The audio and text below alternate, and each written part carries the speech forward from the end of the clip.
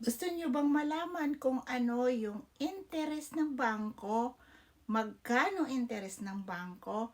At magkano naman kung mangungutang tayo sa ating credit card, magkano ang interest doon? Panoorin nyo lang po itong video ko hanggang matapos para ma-share ko sa inyo ang aking experience, ang aking nalalaman sa kung ano yung difference ng dalawang yon. Kung kayo ay mag-iipon sa bangko at ang gusto ninyo ay secure ng inyong pera, ang interest lang po dyan is 1%, 2% sa isang taon. E di po ba, saan ka pa? Sobrang liit. Kung kayo naman po ay mangungutang sa credit card ninyo, ang interest dyan magkano? 40% sa isang taon or higit pa 42%. So ano, di parang ginigisa lang tayo ng bangko, di ba?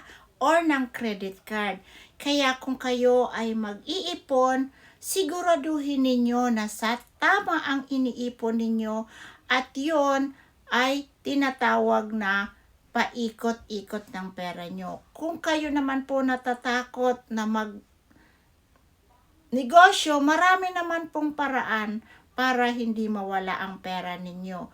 Kasi kung tayo po'y nag-iipon, dyan sa bangko, ang inflation po ay tumataas, luging-lugi po tayo. Kaya po ang daming tao na hindi nakakaahon sa kahirapan dahil sa pag-iipon sa bangko. So kung kayo gustong magnegosyo dito sa amin, napakadali lang po. I-try nyo tong negosyo namin at tuturuan ko po kayo kung paano. Maraming salamat and